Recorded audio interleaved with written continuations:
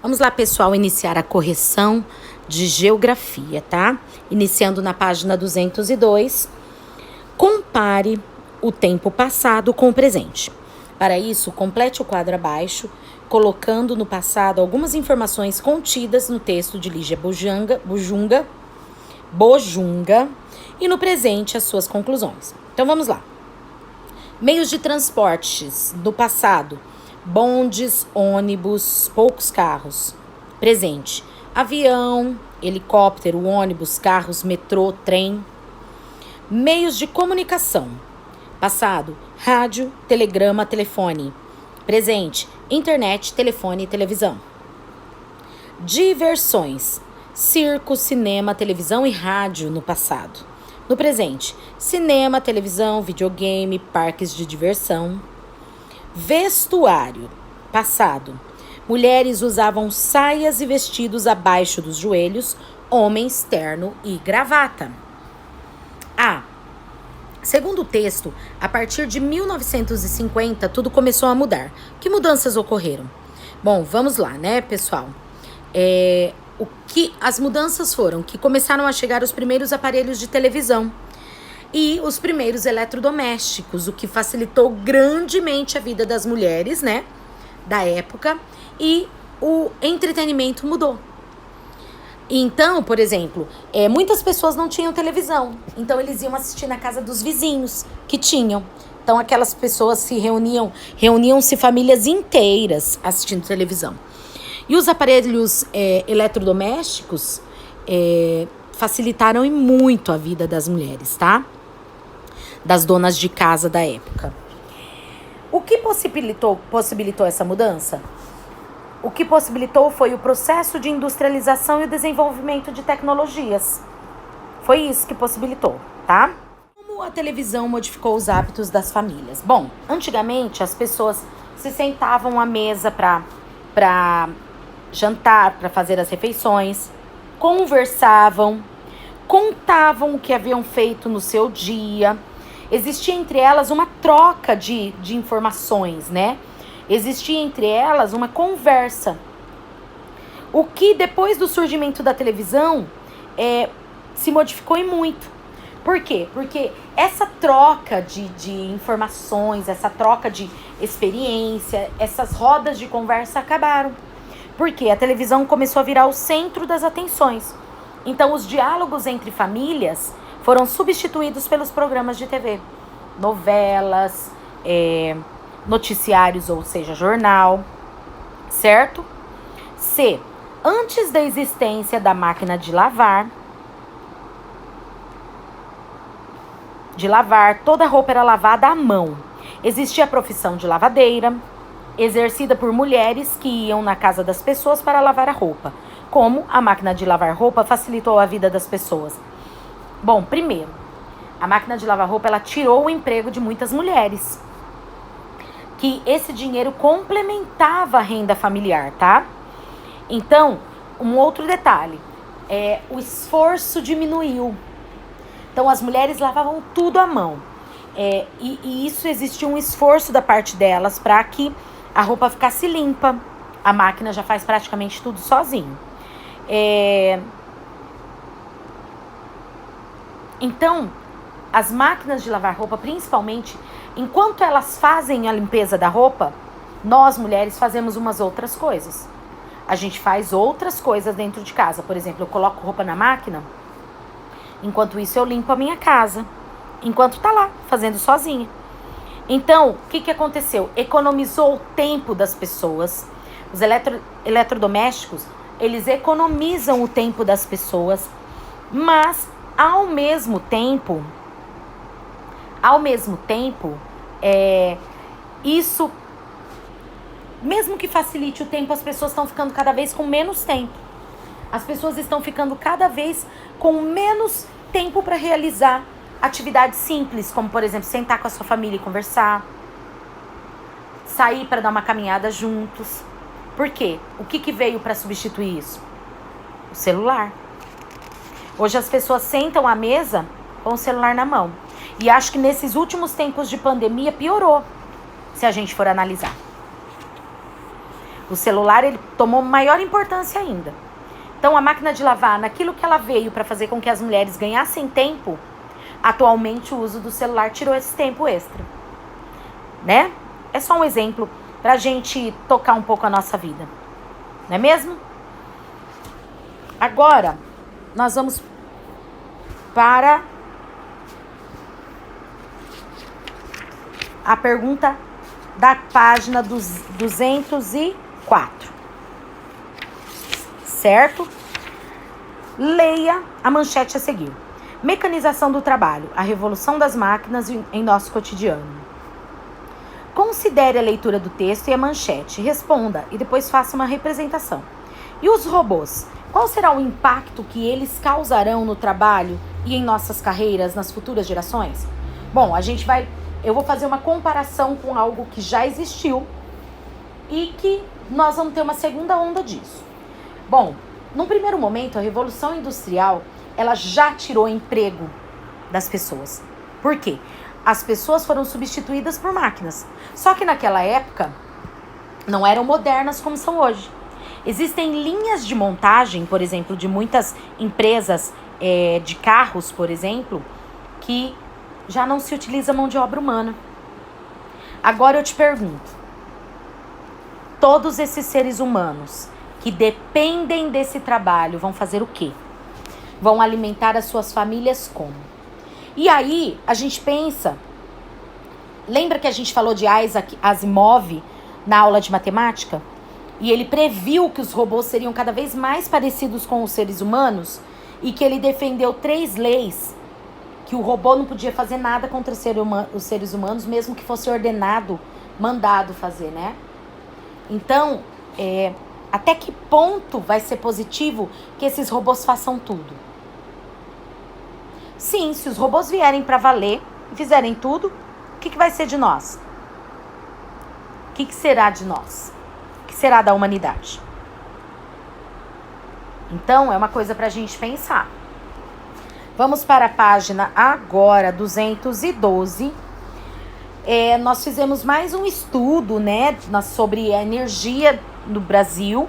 E agora a gente vai falar um pouquinho dela. Você faz uso de energia em várias situações do seu dia a dia. Cite 2 exemplos. Utilizando os eletrodomésticos, tomando banho porque o chuveiro é aquecido com energia elétrica. Quando eu ligo o carro, eu faço uso de energia, combustível fóssil, mais fácil. Quando eu carrego meu celular, entre outras situações. Por que a energia se tornou fundamental nas nossas atividades? Bom, a gente precisa da energia para que os eletroeletrônicos e eletrodomésticos funcionem. Hoje, se a gente for parar para pensar, pensa aí, você na sua casa. Quantos aparelhos eletroeletrônicos ou eletrodomésticos você tem que faz uso de energia? Então, a gente precisa deles no nosso dia a dia. Vamos lá. Máquina de lavar roupa, celular, ventiladores, ar-condicionado, liquidificador, fogão. Mas o fogão não é elétrico, mas o acendedor às vezes é. Chuveiro, televisão, computador. Olha só, elenquei só 9, sentadinha aqui brincando com vocês. Então, hoje a energia é cada vez mais necessária para o funcionamento da humanidade. O que a gente precisa fazer, funcionamento das situações que a gente precisa, né? Não da humanidade. Mas o que a gente precisa pensar é em uma forma de energia que seja menos agressora ao meio ambiente. Uma forma de energia que a gente consiga utilizar sem agredir, sem modificar o meio ambiente. A gente tem as hidrelétricas. Realmente, as hidrelétricas são energias boas, mas ao mesmo tempo, o dia que a água potável acabar, como vai ser? Porque vai acabar. Um outro detalhe, para que uma hidrelétrica seja construída, modifica-se toda a paisagem em volta dela. Então a gente perde belezas naturais quando se constrói uma hidrelétrica.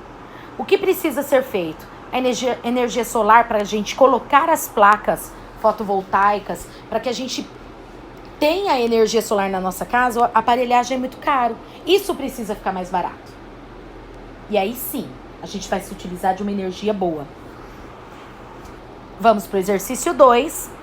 Com base nos dados do gráfico, a seguir podemos afirmar. Então, tinha 4 afirmativas. Primeiro, a energia hidráulica é a energia da água, tá? É a fonte que mais contribui para a produção de energia elétrica. Sim, pessoal. Essa afirmativa é correta. 2. Os derivados de petróleo usam fontes de energia renováveis para a produção de energia elétrica. Não é verdade. Todos os derivados de petróleo se utilizam de energias que não são renováveis. O petróleo não é renovável. 3. As fontes de energia com menor participação na produção de energia elétrica são as energias eólica e o carvão e seus derivados. Essa afirmativa tá correta, gente. São as que produzem menos, tá? Vocês podem olhar no gráfico. Ó, a energia eólica, 1%. Certo? Carvão e seus derivados, 1% também. E por fim, para produzir energia elétrica no Brasil, usam mais fontes de energia renováveis. Essa 4 tá correta. Na verdade, se a gente for parar para pensar, a água é uma energia renovável. Só que a água é renovável por causa das chuvas. Só que se a gente continuar num ritmo de desmatamento, num ritmo de queima das florestas, do jeito que a gente está fazendo, essa água vai acabar e vai deixar de ser um bem renovável. Gente, prestem atenção. Aonde não tem floresta, não chove. Quanto menos árvore, menos chuva. A transpiração das árvores são as principais responsáveis pela chuva. Só na floresta amazônica, 22 milhões de litros de água são lançados na atmosfera pela transpiração das árvores. E a árvore transpira? Transpira. Elimina a água. E essa água volta todos os dias em forma de chuva.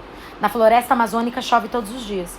Só que, infelizmente, as queimadas que aconteceram esse ano, tanto no Pantanal como na floresta amazônica, foram tão graves, que a gente vai demorar anos para recuperar os danos que foram causados na floresta. Anos. E isso pode custar para a humanidade muito caro. Vai chegar um tempo que nós vamos ter dinheiro no bolso e não vamos ter ar para respirar.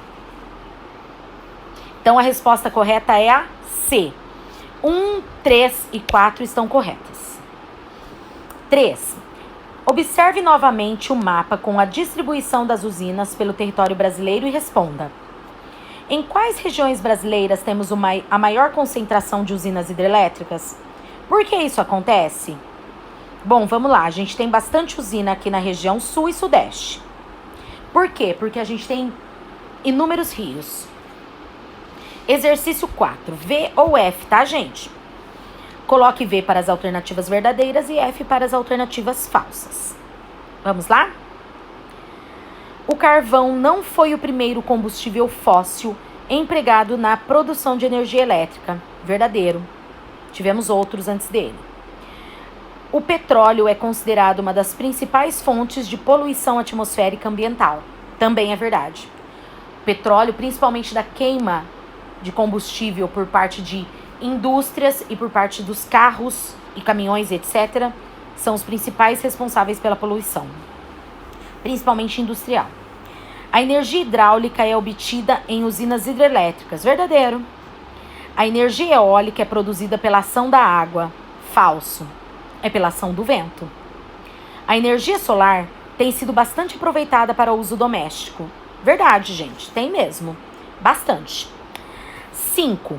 Qual é o biocombustível mais conhecido? Como ele é produzido?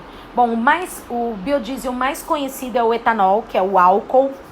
Ele é produzido a partir da cana-de-açúcar, tá? Ele é obtido através da cana-de-açúcar. Se o Brasil investisse mais nesse combustível, com certeza o país seria menos poluído. Mas, infelizmente, o poder de explosão do etanol é muito menor do que o do petróleo, da gasolina. Então, faz com que as pessoas não deem preferência para ele. Tá certo? É isso, pessoal, para o 6º exercício. Vocês tinham que ler um texto sobre o estado do Paraná, que ele investe em lixo para produzir energia, tá? Vamos lá? Eu vou ler para vocês para a gente poder tirar algumas conclusões. Uma usina está sendo construída no estado do Paraná que transformará resíduos orgânicos, como fezes e lodo de esgoto, em eletricidade. A responsável por isso é a empresa CS Bioenergia, que já tem a autorização do Instituto Ambiental do Paraná. Por meio do lixo e resíduos, a empresa pretende abastecer aproximadamente 2.000 residências, além de produzir biogás e biofertilizante para a região. Com isso, o Estado deixará de descartar no meio ambiente cerca de 1.000 litros cúbicos de lodo de esgoto e 300 toneladas de lixo orgânico por dia. Bom, eu já falei um pouquinho para vocês no dia que eu expliquei, né, o quanto isso é positivo pro meio ambiente, tá? Primeira coisa, a pergunta é: qual a importância desse projeto, de um projeto como esse para o impacto ambiental? Primeiro, o impacto ambiental será infinitamente pequeno. Por quê? Imagina vocês, a gente jogar todos os dias 1.000 litros de lodo, tá? E 300 quilos, se não me engano, de material orgânico. 300 toneladas, pessoal. 1.000 litros cúbicos e 300 toneladas. É muito detrito lançado no meio ambiente. Muito. Então, o que essa usina vai fazer? Ela vai pegar esse material orgânico. Ele será... É um processo bem legal. Eles colocam esse lodo, por exemplo, vou falar do lodo. Lodo e fezes. Ele vai colocar esse lodo num ambiente, vai cobrir, e desse lodo ele vai obter. Então, será um impacto bem pequeno, porque já não teremos mais esse detrito lançado no meio ambiente. Agora, vocês imaginam que isso pode ser expandido? Imagina que o lixo orgânico das residências pudesse também ser captado. Todo esse material orgânico, gente, ele pode ser devolvido para a natureza sem impacto nenhum. Certo? Após esse material orgânico ser transformado, por exemplo, em adubo, ele pode ser utilizado na agricultura, ele pode ser utilizado nos jardins domésticos, na casa da gente. Tudo isso feito como se fosse uma compostagem. Então, o que eles vão fazer? Provavelmente, eu entendo, eles vão pôr para secar isso aí. Enquanto seca, eles retiram o quê? O gás.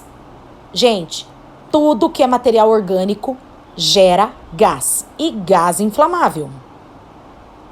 Até aquele que a gente solta, o corpo humano solta, que é o pum.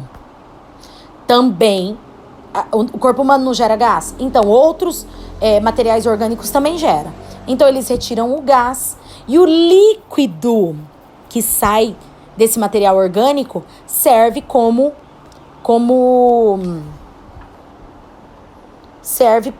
fertilizante. E aí, esse material orgânico seco pode ser queimado. Certo? Eu imagino que seja assim. Não tenho certeza, mas eu posso procurar saber também. Seria positivo? Excelente para o meio ambiente. Excelente. Infelizmente, o Brasil é um dos países que mais gera lixo e o país que menos recicla. Os tipos de aterros sanitários nossos são arcaicos, não são utilizados mais em lugar nenhum do planeta, só aqui. No Japão, para vocês terem uma ideia, tudo vai para uma usina, todo lixo produzido vai para uma usina, separado, caminhões separados, o caminhão do material que pode ser reciclado vai para uma abertura, orgânico para outra, inflamável para outra, sei lá, eu estou inventando aqui. Os que podem gerar energia para outra, e tudo isso é reaproveitado. No Brasil, o que acontece? A gente não reaproveita nada. Então, é importantíssimo para o meio ambiente que a gente compreenda. Enquanto não ocorrer a separação do lixo, que graças a Deus a coleta seletiva começou em Anastácio, enquanto não acontecer isso, nós não seremos um país nunca evoluído. Pô, mas pelo lixo não seremos evoluídos? Exatamente. A gente precisa ter hábitos novos. Por exemplo, o material reciclado, por exemplo, a caixinha de leite, ela tem que ser lavada antes de ser colocada no lixo. Você sabe por quê? Sabia que existem países que não compram isso do lixo do Brasil por conta da gente não lavar as embalagens? Pois é. Uma lavagem de uma embalagem faz diferença? Faz. Toda embalagem que vai ser colocada no material reciclado deve ser lavada. Por quê? Porque aí sim ela pode ser aproveitada. Senão, não. Por exemplo, o plástico que vem o requeijão, sabe aquele potinho plástico? Ele tem que ser lavado. Por quê? Cheiro de podre. E eles não compram o material da gente. Então é uma coisa para se pensar. Eu fico por aqui com a correção de geografia, volto com mais aulinha para vocês.